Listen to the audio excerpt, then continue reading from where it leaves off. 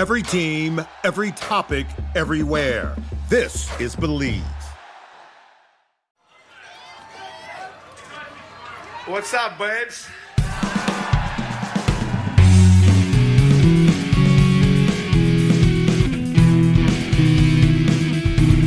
And as the puck drops, the words that DC fans have been waiting to hear since 1974, the Washington Capitals are the 2018 Stanley Cup champions. It's not a dream. It's not a desert mirage. It's Lord Stanley, and he is coming to Washington.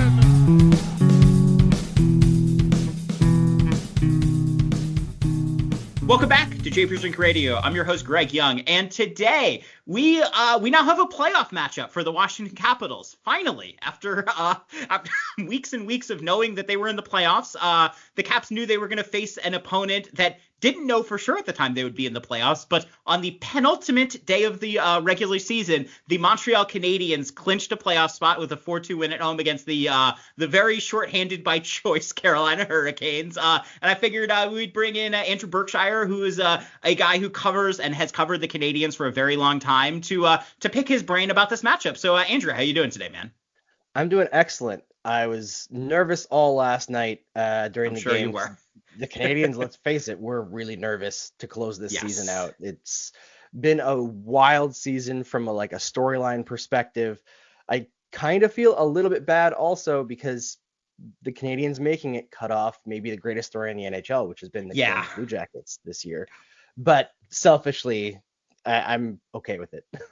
I mean, every hockey fan understands, right? You know, you root for your team, right? You know, and it's, obviously the Blue Jackets are an incredible story. I think it is still an incredible story given just they came probably 1 point away. And if they had had Jet Griefs maybe 3 or 4 games earlier, it might well have been a different result there, but they did not. And so it's Montreal. So let's I want to orient ourselves a little bit with the Canadiens this year. So what would you say the expectations were actually going into the year? What would have been you would have been happy with this result kind of result that the Habs could have gotten? So what were the expectations going in?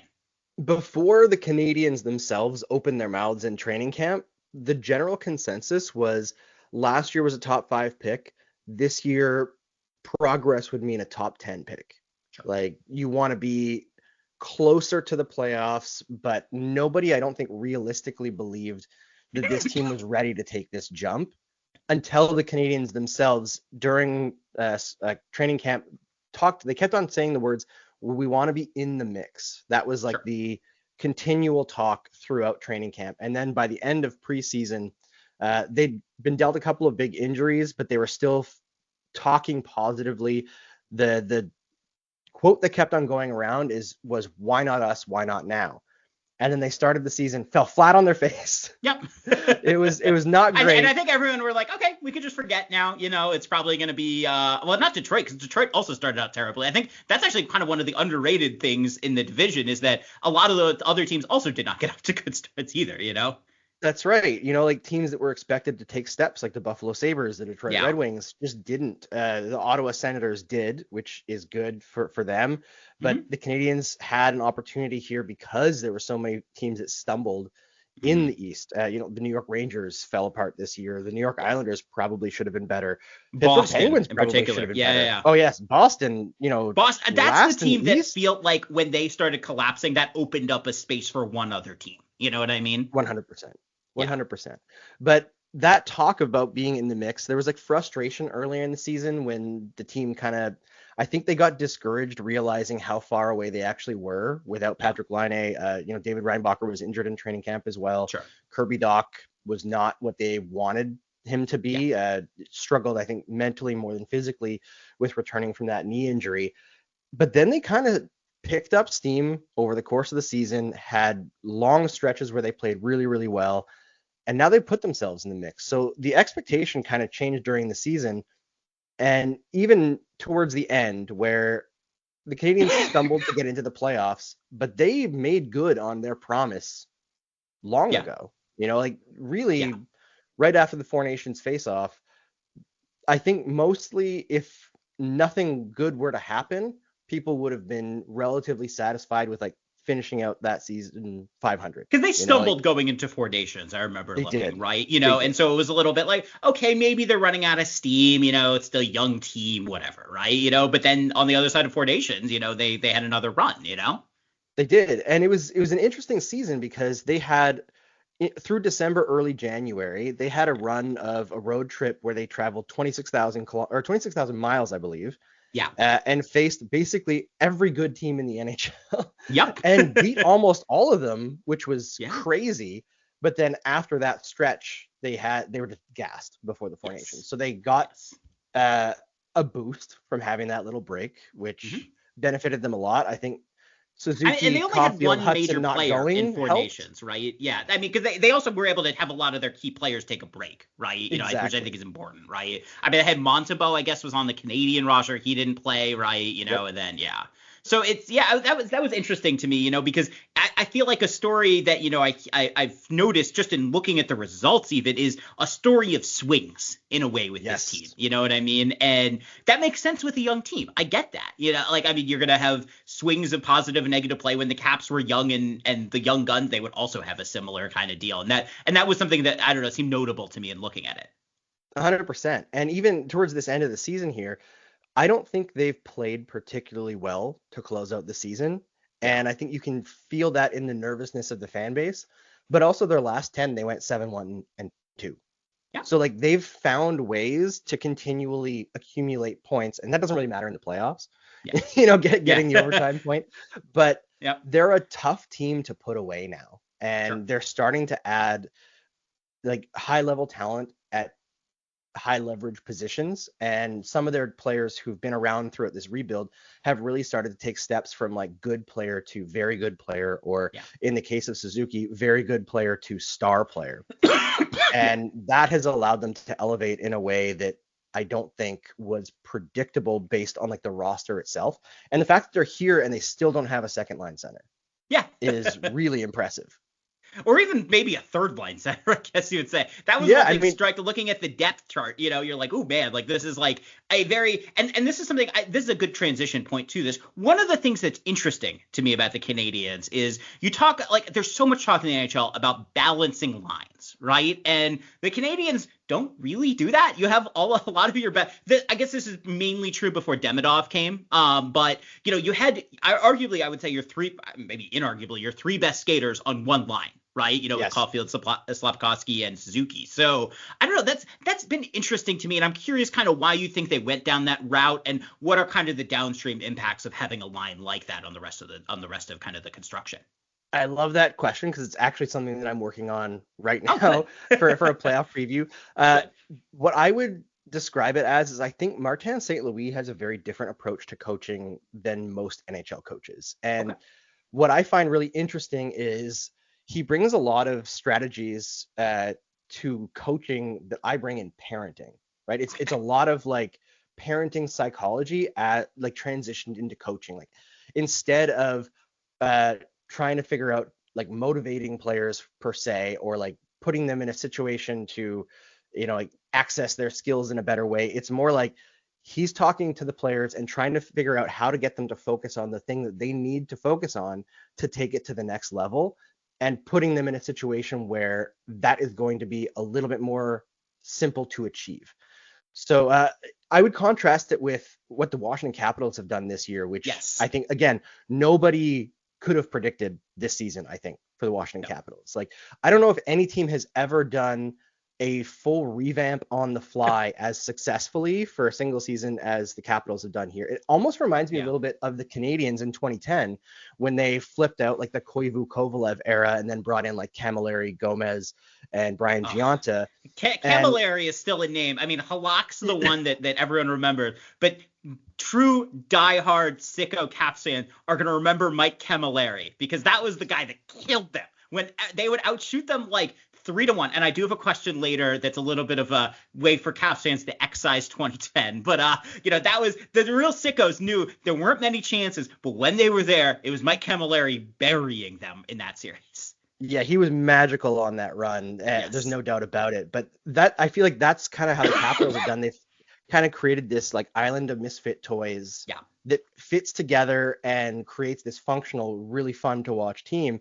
And the Canadiens have kind of gone the other route of they had their misfit toys, but they didn't necessarily choose them. A lot of them are held over from the previous regime, but they tried to find a way to put players in a position that would access their skills in a way that would make functional lines, right? And I think Marty St. Louis is focused very much on the future, and he's willing to take lumps short term to get there. So this Slavkovsky, Caulfield, and Suzuki line, I think they're very committed to it from a team point of view, and they're willing to let those guys learn together and become a top line and sacrifice the rest of the lineup in terms of like being outscored over the last couple of years to get those reps for that group. You know, it's kind of like looking at successful teams. Usually they have lines that stick together. And over the course of this season, Marty St. Louis has put together 2 other lines relatively consistently that have given the Canadiens depth that they haven't had in the previous couple of seasons.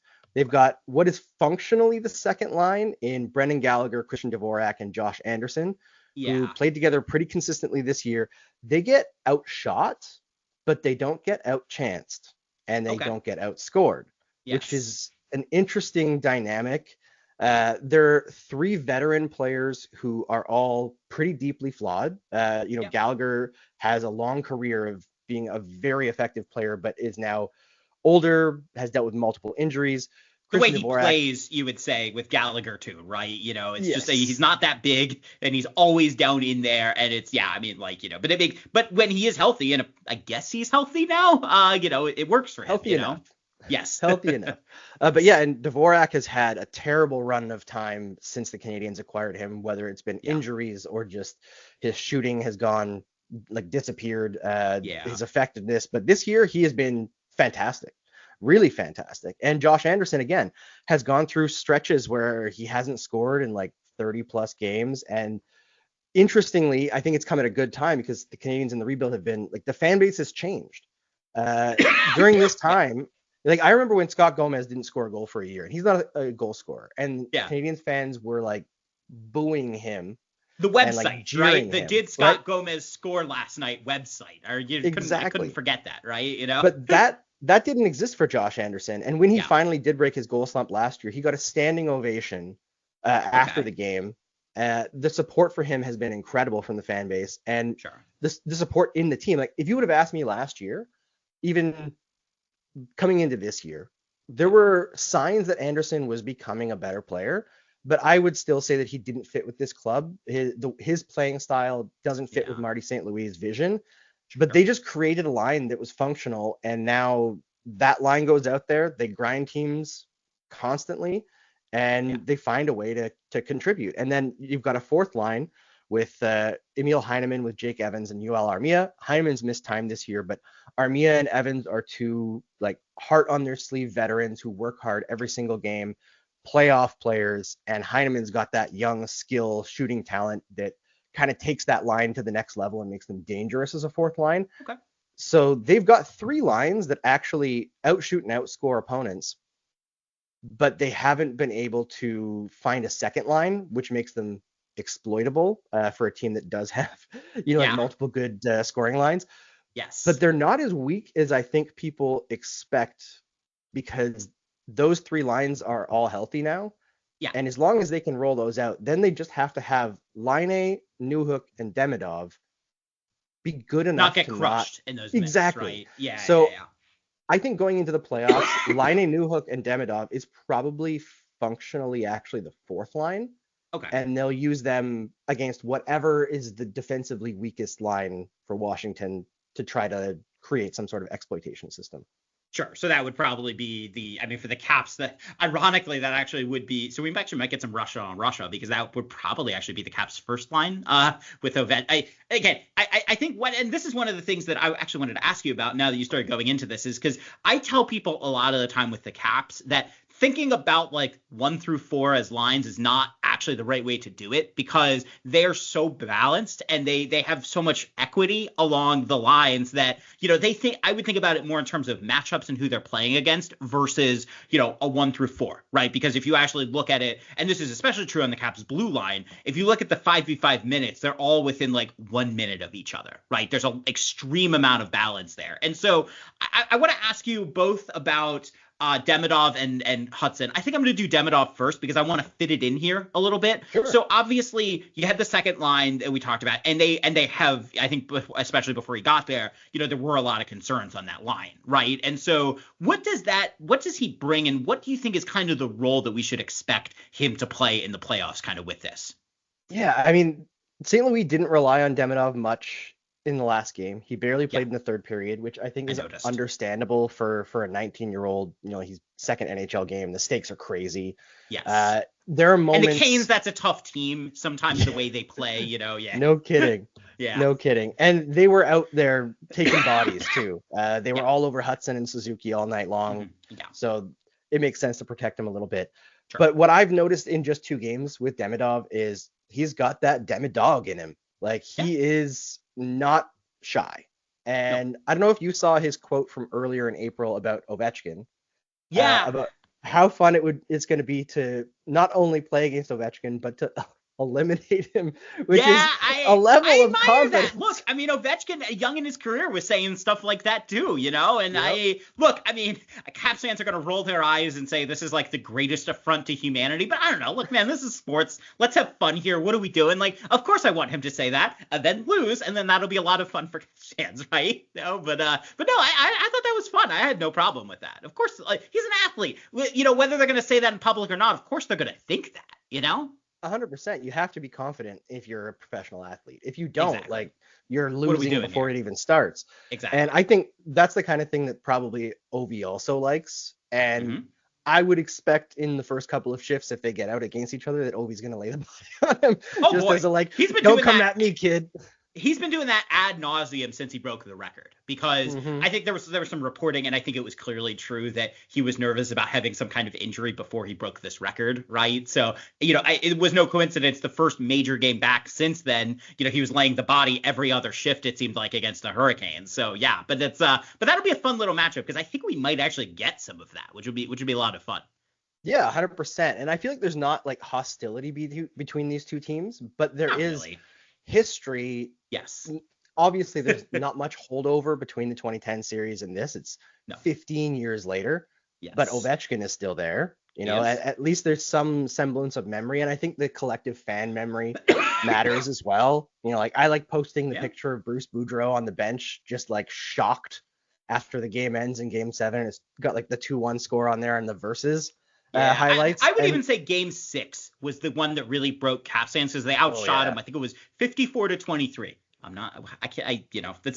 We're talking about collective memory. The fact that that's still in my brain is like, there you go. But, it's like, that was the one you're just like, it felt like, Halak, that there was like something just, I don't know. And I hate thinking this way, but like, there's just something like in the Bell Center that night. Like, you get in there, you get all those like ghosts of the past. Like, I'm like an analytics guy. I don't like to think that way, but, it was hard not to after that game, The something about sports, like it's always, I'm an analytics guy too. I love looking at the numbers, but there's something magical about being in the moment in sports where sometimes something feels like almost predestined or like inevitable, that you can tell something special is happening, and it sucks when it's happening against you. Yep. I think we've all been on the other end of that. Like, sports are pain, and like what makes them fun is that collective feeling, right? Yeah. Whether it's like happiness a conscious, or like pain. a collective conscious that we all have, Exactly, right? It's why people are willing to spend so much money to go to a game, even though you'll get better sight lines on your TV. Yeah. Because you're experiencing it live with a bunch of other people, and you're experiencing that passion that you have together. You're sharing something, and that's what sports are all about. And I'm hoping that we get some great moments in this series, because I think there's a lot of potential. I think you've got 2 very good goaltenders in Sam Montembeault and Logan Thompson. Logan Thompson. Yep. Yeah. There's actually a question about if he's going to get Game 1 or not, because he's still coming back, but we'll see. Yeah. Yeah, there's a lot of good storylines here, and I Yeah. think that memory of 2010, even though it's not really relevant, and like the Caps have exercised it. Let's be real.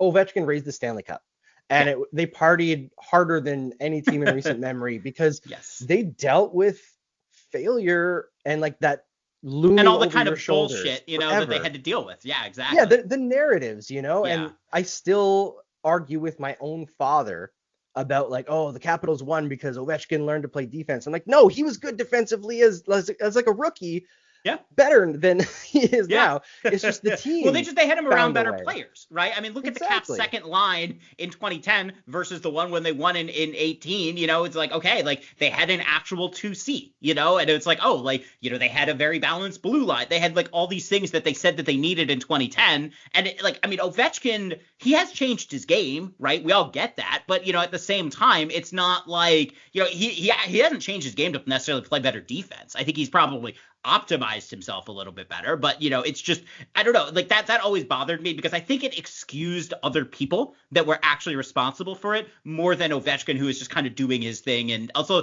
I think it's also, I would say, and I'm sure you've had this frustration too, it's also a misunderstanding of hockey as a sport in a way. Yes. Because one player, unless it's a goalie, right, and even then, there's limits to that, I would say. Like one player you can't run a play that's like, this is the Ovechkin play. You can't run an isolation on Ovechkin, right? That's not how that works, right? And so that always drove me insane that people were making that. And so I always appreciate having someone like you on the show because you also think that's insane. And so we get to complain together about it.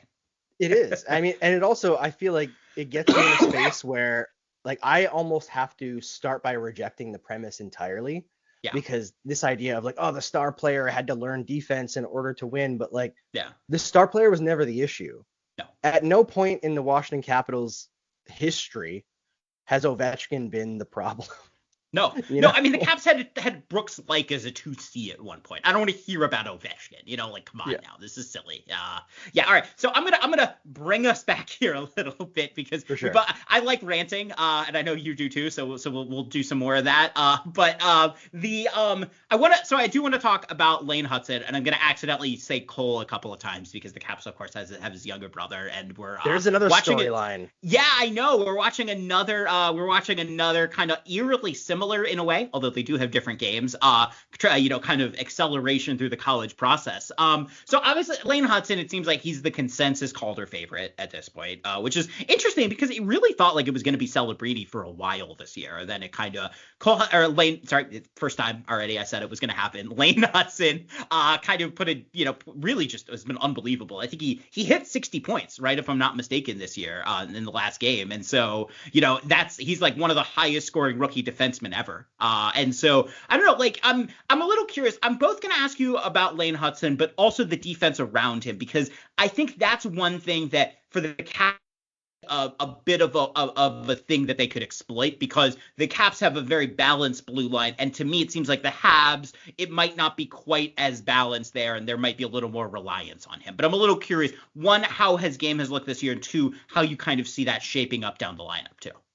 It's been incredibly interesting to watch because I've been very much a Lane Hutson booster since before the draft. Like I'm not a prospect person, but I try to be in contact with scouts a lot just to have good information on prospects that I can pass on a little bit, And I thought that Lane Hutson was a potential like franchise altering pick before they made that pick. And there were rumors that the Canadiens were interested in Hutson.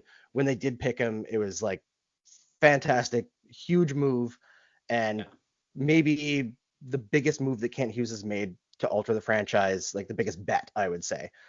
I still, with that level of hype, have been blown away. I did not expect him to transition into the NHL in the way that he did. I look at it like I've seen the star defenseman break into the league before. Like you've seen it with Carlson. We've seen it with PK Subban. And I remember Subban coming in and playing third pairing for the first half of the year, and obviously being one of the better players on the team. But it took a while for the coaches to fully trust him. And then when they did, they paired him with, I believe, with Hal Gill for the second half of the season. That's like that's one of those Deadspin has the remember some guys. I feel like Hal Gill is a perfect remember a guy, you know?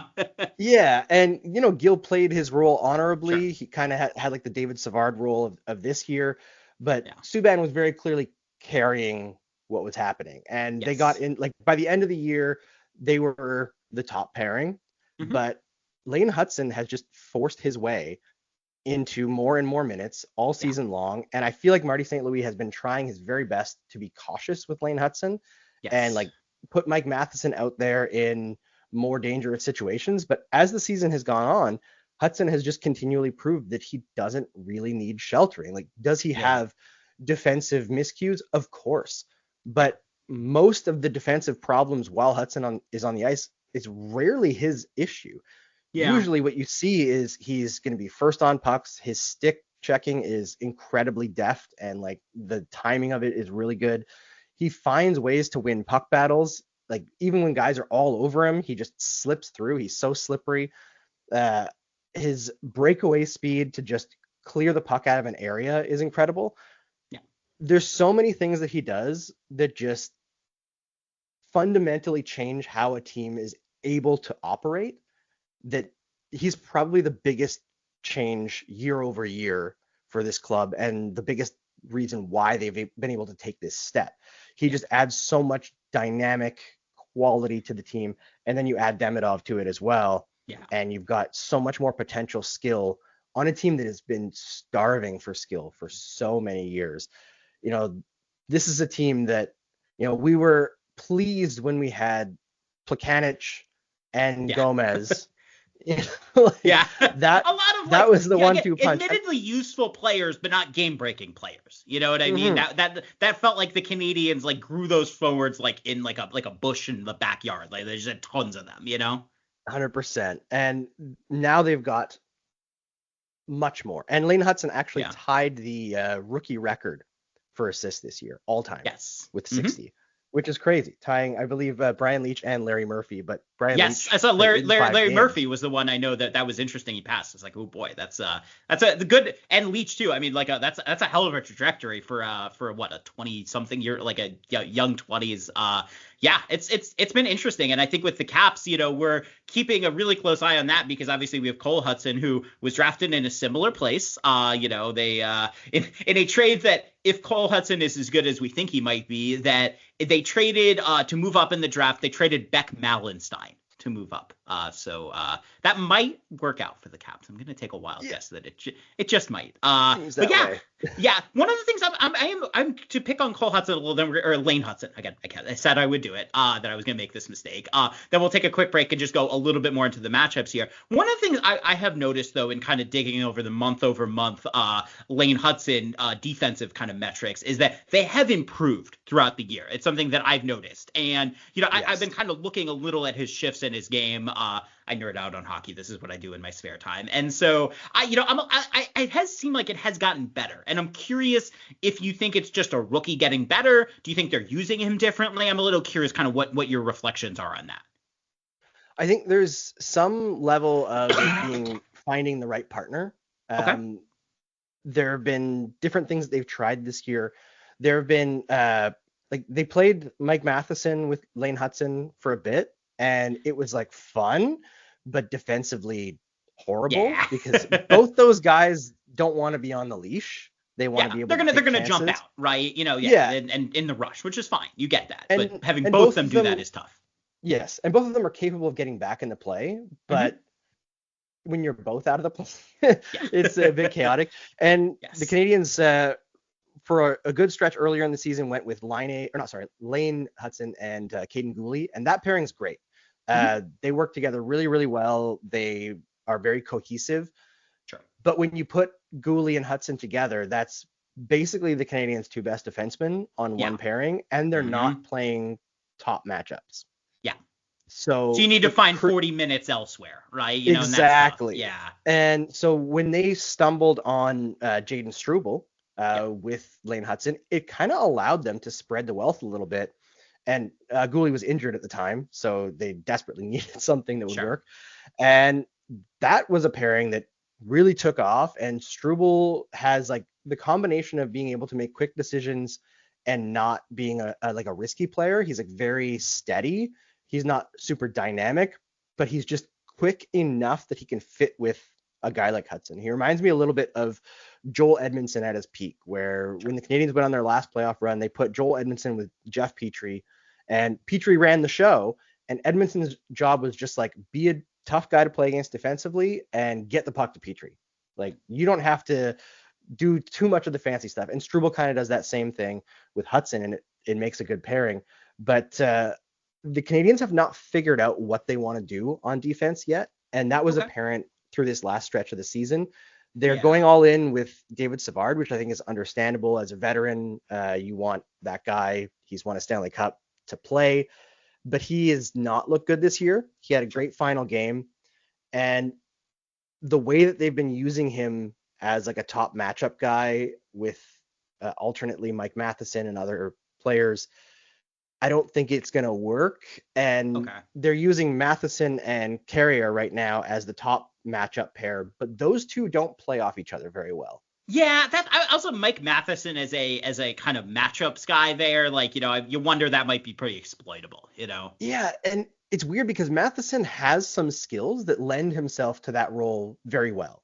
Sure. Like, he is an incredible skater, one of the best in the NHL, and he's also probably one of the best, like, in terms of being in shape across the NHL. Sure. He is a gym freak. Mm-hmm. Like, the reason why he plays so many minutes isn't necessarily because he has to. It's because he's just capable of playing 25 minutes a night and not being tired.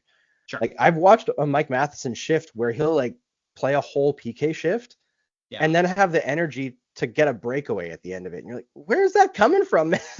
Some guys are just like, they're different with their gym habits. The Caps of Jacob Chychrun is a little bit the same with that, Yeah, and he's able to do those kinds of things, but he also at times goes full send when he shouldn't. Yeah. He's thinking offense when maybe he should be thinking like 2 steps before the offense.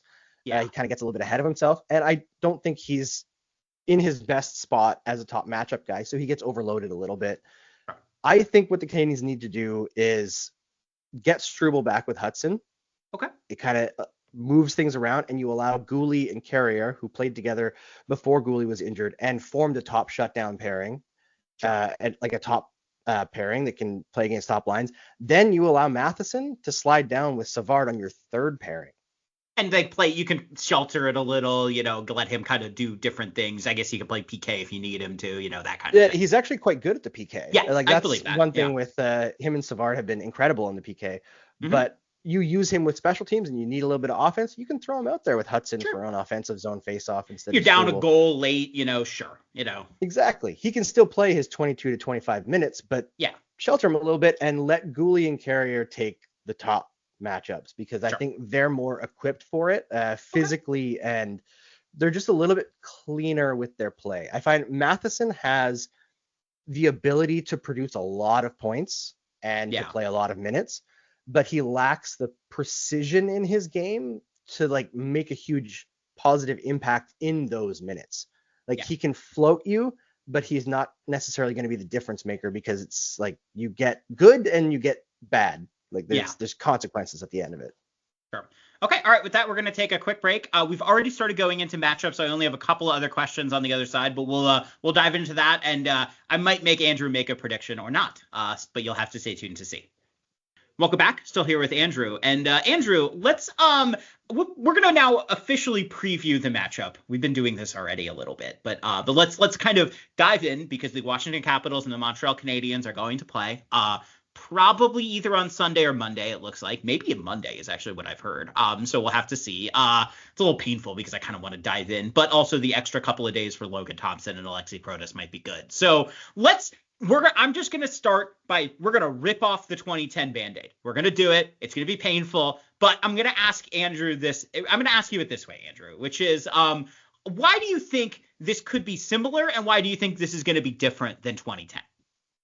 I think the similarities are weirdly rampant. It's easy to get stuck up in narratives and like not look beyond them. Capitals at the top of the league, Canadiens just sneaking in on the final day. kind of chaotic goaltender in Sam Montembeault, just like Yaroslav Halak, like very much thrives on stopping those high danger chances. You know, you've got some veteran defensemen in like David Savard, Mike Matheson, who are like all about the shot blocks, and you've got the young phenom on defense, like they had PK Subban before, who came late in the series. Now you got Lane Hudson. You know, Caulfield can play the Camilleri role. Suzuki is an upgraded Thomas Plekanec, but like, at the end of the day, it's two very different teams in terms of style. The Canadiens of 2010 were a shutdown defensive team that tried to counterattack on the rush. This Canadiens team is trying to build something wholly different that's much more similar to, I guess, like Colorado is like the idea that they're looking towards. Sure. And the Capitals are a much different team as well. That was just an overwhelming scoring phenom team, you know, Ovi at his peak. Now it's Ovi at the end of his career. Green, you know, just a lot of good elite players. Yeah. And I feel like this Washington team, I don't think that other Washington team was by any means soft. You know, you got guys like Mike Newble, you know, Brooks Laich was there. There was really tough guys to play against. Jeff Schultz, sure. And let's not ignore how insanely physical Ovi was during his prime, right? Like he was a menace. But this team has a different mix of players that have skill, and then you've got Tom Wilson as a factor. They play a different style, so it's hard to like look at that and say like this is what's going to happen. But also, I feel like Washington has better goaltending this time around, or at least they're more confident in their goaltending than Jose Theodore and Semyon Varlamov. Yeah. I mean, the way I have this in my brain is actually I almost want to compliment the Canadiens a little this roster, because it feels, I don't know, like in 2010 it really did feel like, you know, they got goaltended, and it really, that actually did happen to a degree, right? You know, I mean, they outshot them substantially in the 3 games that they lost to decide the series at the end. And, you know, there's also the Canadiens. I think when I look back on that roster, you know, it's hard not to think, okay, you know, that was a team that maybe they could squeak in and get a little lucky or something. But this feels a little more sustainable, but sooner in the process, I think it would be what I would say for the Canadiens. And so, you know, it's easy. And this is why I wanted to do this early, is because I want to say this is not 2010. They're very different teams. You could, I mean, Cav fans are like, they should still be nervous about the Canadiens. They have a lot of good, young, interesting players. Like, they could absolutely win the series. They could also win the series because of the harsh reality of hockey, which is that, you know, the Canadiens are going to maybe be, I don't know, you want to say a 70-30 favorite, even if you're willing to say that, which is probably high. You know, 30% happens all the time, right? So it might just happen. You don't know, right? So that's my big rant. Andrew, am I completely off base, or am I roughly where in a reasonable place here?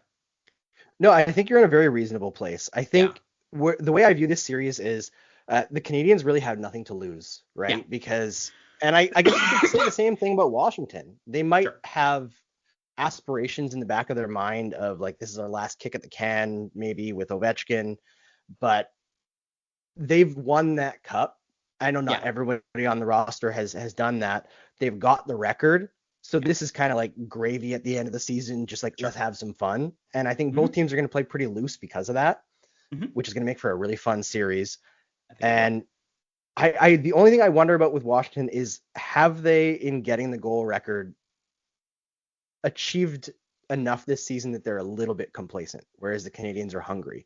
And it's kind of the reverse of 2010, that Canadiens team was a veteran-laden team with a couple young players, but like, they were not a team that was on the rise. The Capitals were. They were actually the young team, the upstart team. They were. Now the Canadiens are on in that position, but they're not the favorite. Yeah. So they get to be the underdog and the young team, which I think is a very advantageous position to be in the playoffs. Like, the pressure is just not on you. So it's got the potential to have some great moments, and I hope we get there. I think this is. I hope so too. It's gonna be really fun. I think so. I mean, I'm looking forward, like, you know, I mean, he hasn't started skating yet, which I'm not thrilled about, but someone like Alexei Protas, I mean, I think, you know, Andrew, you'd be the first one to say there's going to be some holes back there, right, that Cap skaters are going to be able to go through, right? And, you know, you look at Alexei Protas's game this year, and he's just been so much of a joy and fun to watch. And, you know, I mean, they're able to get him, you know, against, you know, Matheson or some of the other kind of guys down the lineup a little bit. There's going to be some holes there, and it's going to be a lot of fun. But before we go into that, one of the things that I'm a little curious about is, to me, in Washington, the big thing I think that they're going to do is they played Pierre-Luc Dubois and his line, which is usually with some combination of Connor McMichael and either Alexi Protas or Tom Wilson, but PLD being the constant as the matchup guy. And so, I don't know, Andrew, my thought would be they're probably going to play the PLD line as much as they can against the first line with Suzuki, right? Would that be kind of your read of it? And if so, is that going to be maybe, I'm not going to say decide the series, but, if they're the Caps, you just think, okay, if we hold 50-50, we might be able to kind of take advantage of our depth down the lineup. Does that make sense to you? Or is there something, that another matchup that you might be looking for? No, I think that is the matchup. I think that every team that faces the Montreal Canadiens has basically two things that they think about first. One is shutting down the Suzuki line, and the other is countering Lane Hudson. And often they will play together, right? Not always, but they'll get lots of time together.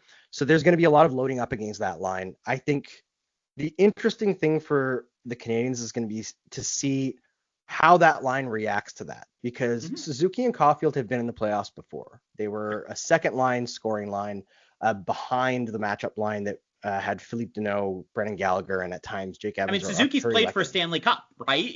Which is crazy to think about, but it is true. But he hasn't been the star on a team playing in the playoffs, right? That's so true. I have no doubt that Suzuki and Caulfield will find what they need to find in the playoffs. The X factor is Slafkovsky. Yes. Because there are games with Juraj Slafkovsky where he is by far the best player on the ice. And just by asserting himself, he makes that line go from good line to looks unstoppable at times line. So if he's might able to outscore someone 3-1 and win the game, that kind of line, right?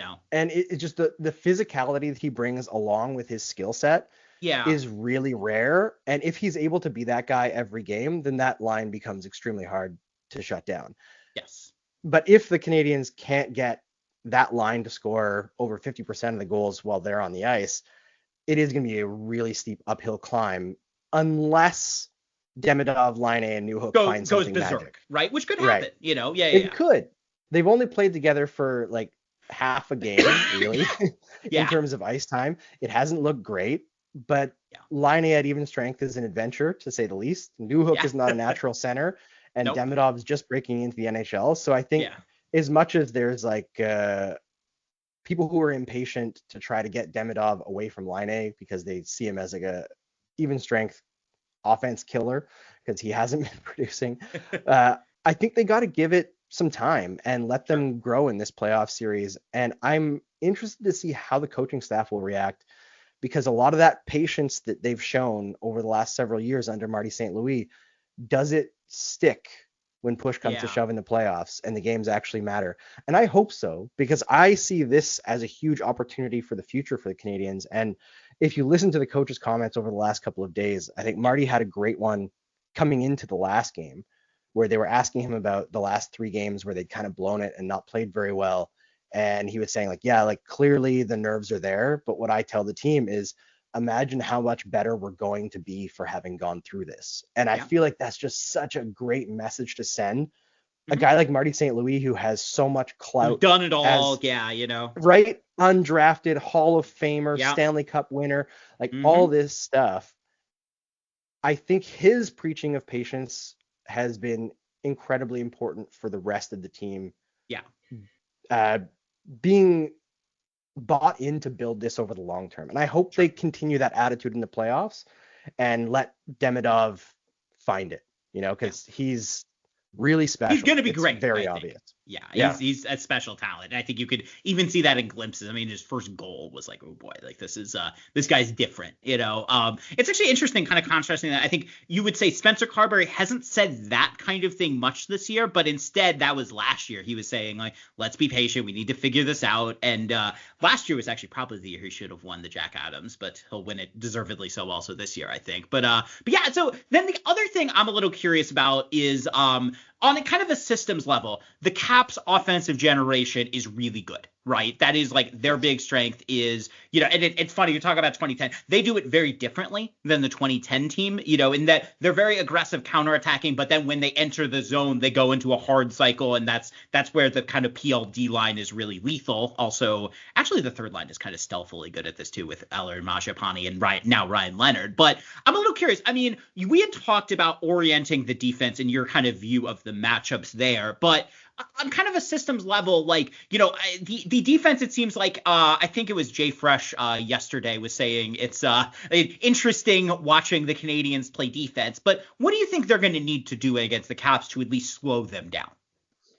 It's tough because I think the Canadiens' defensive structure is still such a work in progress. Yeah. And part of it is, the bodies that they have on defense, it's getting better. Caden Gooley has stepped up so well over the last couple of seasons. He was really thrown into the fire from being a 20-year-old rookie and Matheson being injured and having to play first pairing minutes. But he's a really mature guy. Lane Hudson is really come a long way. But defensively, the Canadiens play a very aggressive man-on-man structure. And teams that cycle a lot tend to break them down quick. And put them in a situation where they're in a prevent defense, or like what I call like a panic defense. And the Canadiens are very good at playing panic defense. Like guys like David Savard, Mike Matheson, they will block a shot at the last second, or like block that one pass that would have put together the perfect tap in goal. Yeah. But they put themselves in that situation quickly, and that creates longer possessions for opponents, and teams that are able to cycle, like the Capitals, are able to expose that. So I'd be looking at, for them specifically, how they're going to attack Washington puck carriers, create turnovers, and then exit the zone, because they do have troubles when under pressure to exit the zone cleanly. And they've been relying a lot on like the flip out to the center ice kind of thing. Yes. And that doesn't really benefit them that much, because while they have some good skaters on the team, I don't think they're a particularly fast team, like front to end. Like Nick Suzuki is a good skater, but he's not a burner, No. Cole Caulfield, if he gets ahead of steam, yes, he can skate fast, but he's not one of the fastest skaters in the NHL, right? Like he doesn't necessarily have breakaway speed. Josh Anderson does, but he doesn't have the finish like a guy like Paul Byron does. And it's also like sometimes getting Anderson there. That's the hard part, right? Right. They would always say that Columbus too with Josh Anderson. That was the hard part with them. Yeah, so they're going to have to practice over this next little stretch before the series starts on figuring out strategies to exit the zone cleanly. And they've had stretches this year where it has looked very organized and good, but it's not been consistent. I think they got to look at a lot of short passes and like puck support in their own zone, where every time a guy is engaged in the battle, somebody better be open to get that puck for the next play. Like it can't be win the battle, flip it out. That's not a viable strategy against a team that can cycle like the Capitals. You've got to be quick and have openings to move the puck out of danger quickly and in transition, not just hoping that you flip it out and maybe you win a puck battle in the neutral zone and move it out, because most dump outs end up back in your own zone anyway. Yeah, and the Caps take advantage of people that dump out because their defensive and kind of system structure is so good that they can, they're very good at kind of organizing offense along with being a good counter-attacking team. I mean, they're a 111 point team. Like they do a lot of things well, right? But it's, but that's one that, is going to be interesting. And it's also, I as like an analytics guy have started, like I always roll my eyes when I hear size, right? But, you do think that like, okay, the Caps have a lot of big and fast players, and getting in on the forecheck like that, like making, Lane Hudson skate, which he can obviously do, skate 200 feet, but making him do that for 7 straight games, and really having to lug the puck, which he can do, right? But he is a rookie, and this is going to be the most hockey he's ever played in 1 year. That might be something that they say, okay, like we're just going to make him skate the whole time, and, which maybe he'll do, and we'll have to see. But one of the things you've written about Samuel Montembeault, I know you're back at Habs Eye on the Prize, which was fantastic to hear. And you told me who Sam Montembeault is. So how about you tell my audience here, who is Sam Montembeault? Because I know he's been a little, there was obviously Caps fans know him because he was the guy who was picked over Logan Thompson for the Four Nations for Canada, which was interesting. But I'm a little curious, like, how do you see the Canadiens goaltending right now? And do you think we might actually see both Montembeault and oh god, how do you pronounce the name? Dooms or Dubé or Dubé? Dobesh. Dobesh. Oh, I blew that terribly. All right, but do you think we'll get both Montembeault and Dobesh this season, this series potentially? I don't think so, unless Okay. there's like a pull situation. I don't think Dobesh will get a start. He's a very entertaining goaltender to watch. I really enjoy him because he's kind of like a throwback to 90s goalies. Like, he's very active. He reminds me a little bit of Marc-Andre Fleury, where there's like an entertainment quality to the way that he makes saves. Montembeault is a little bit chaotic, but the fact is he gets results. Like, it's been 3 seasons in a row now where Montembeault has been one of the better goaltenders in the league at goals saved above expected. And part of that's going to be because the Canadiens allow a lot of high quality chances. But hey, the Cats actually do too, for what it's worth. So it's not, and Logan Thompson's been fantastic this year even with that. And it's like, it's a situation where he has excelled in, like, on a bad defensive team. And sometimes that's not necessarily the goaltender of the future, right? I think the Canadiens are more invested long-term in Jacob Fowler, but Montembeault is a very high quality, in my opinion, like 1A tandem starter. And he played a lot of games this year, maybe too many, and that led to some inconsistency. You mentioned we'll that see, in the article. Yeah, in the playoffs, if he can manage that. Like, 62 games over 82 is a lot. Yeah, that is a lot. That's like Hellebuck level almost, level of playing. Yeah, and like, he is, like, the bona fides would say he deserves it, like the amount of starts, but the gap between him and Dobesh isn't large enough, I don't think, to justify running him down over the course of the season. I would put him, and it's not a huge deal, but like, I would put him more in like the 55 start range, like 52 to 55 starts. And I think he'd be in his wheelhouse better. But this is also his first year where he's actually been given that kind of leeway. Yeah. He's never had, I believe, more than 40 starts in a year, which is crazy. He's had good numbers, and he continues to have good numbers, but he is a little bit inconsistent. There are bad Montembeault games, and in those games, it's kind of tough for the Canadiens to get going because they're a young team that can be a little bit mentally vulnerable and are used to their goalie bailing them out. And if they get behind a couple early, it has taken throughout this season until the third period for them to kind of like figure themselves out. And somehow do it. I remember the game against the Avalanche, right? You know, where I just thought they were so dead in the water. And then I turn away and like, oh, they've already like tied the game, you know. But, and that's kind of the advantage that they have, right? Is they're kind of too young to accept that a game is done. Yeah. And that's been, they're too young to know better, right? You know, which is nice.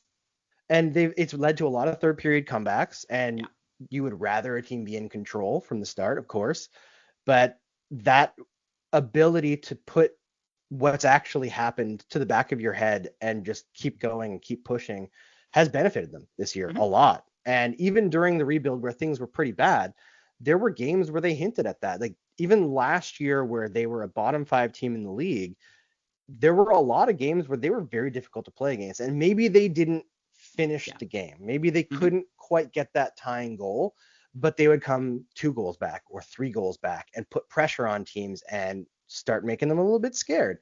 And that habit, that ability to shake things off and continue going, has really made them an entertaining team and a bit of a dangerous team, I think. Absolutely. It's interesting. I mean, if you actually look at it, the only 2 goalies who have played more games than Samuel Montembeault this year are Connor Hellebuck and Andrei Vasilevsky. And if you actually look at it, goals saved above expected according to Money Puck, he's right there. He's 5th in the NHL. So we'll have to see a little, whether that magic can replicate for a few more games there for them. All right, I am going to drag you into. If you don't want to make a prediction, I'll ask it this way. I'll give you the chance to bail yourself out if you want to. So do you want to do a prediction? Or do you want me to ask my bailout question so you're not committed to something yet? I don't mind making predictions because I find it's fun, I don't take it too seriously, and I don't mind being wrong. Perfect. All right. I will. I'll let you. We can both be wrong together. So do you want to be wrong first, and then I'll go with mine? Sure. I am going to say that the Canadiens are going to shock and it's going to be a 7-game series, All right. and they are going to actually win. All right, echoes of 2010 a little bit there, which makes me sad, but that's okay. All right, I am going to end this podcast by saying I think the Caps win in 6. I think that I do actually like a lot of the Canadiens, and, I do think that, there's a lot of interesting pieces here that we've obviously gone into quite a bit of detail about. I think for me, the depth of the Caps and kind of the size and the forecheck, I look at the defensive depth of the Canadiens, and I just think, okay, like they might be able to kind of grind them down, especially late. But look, if this gets to game 6, the Caps are going to be nervous, and I think the Canadiens will be thrilled. So, I think that that seems like a result that might make everyone happy. All right, which is the theme of Japers Rink Radio, I guess, while I've been running it. So, Andrew, this is my blast, man.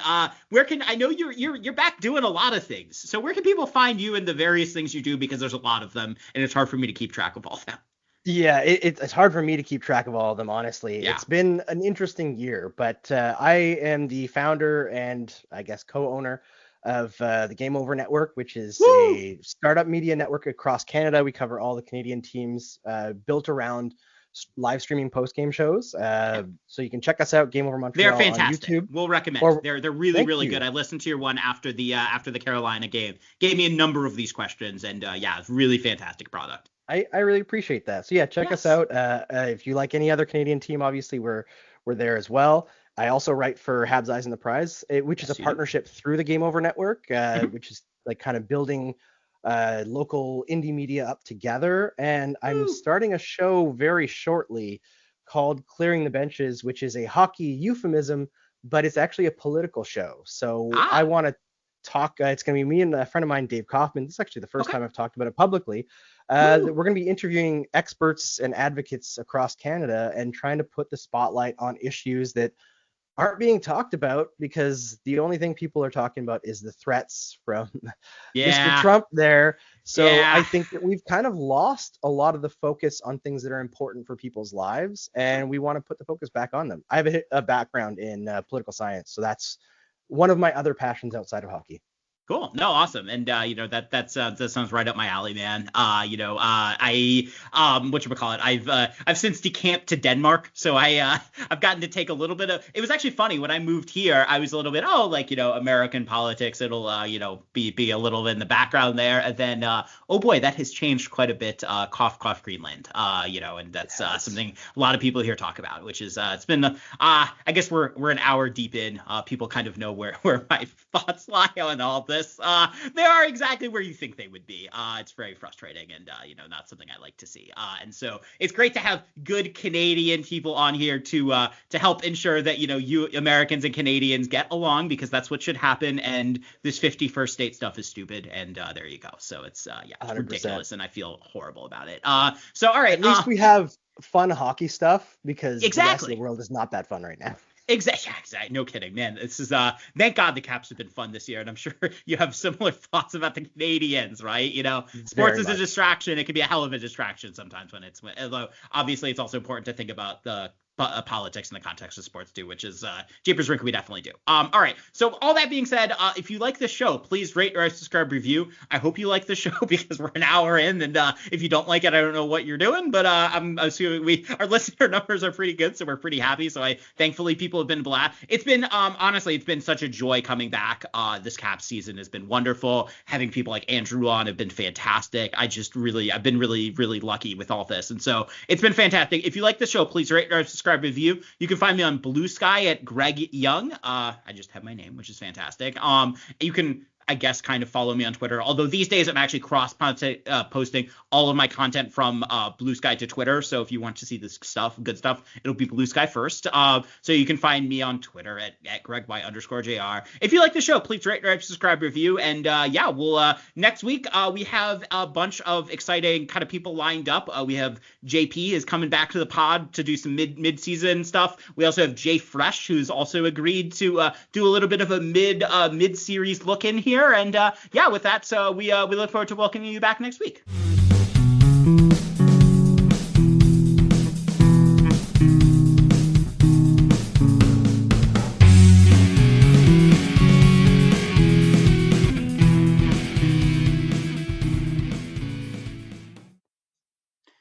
Hi. So So a disclaimer at the end of the show. I just want to clarify that I am not going to be taking money or any form of payment or remuneration for doing this show.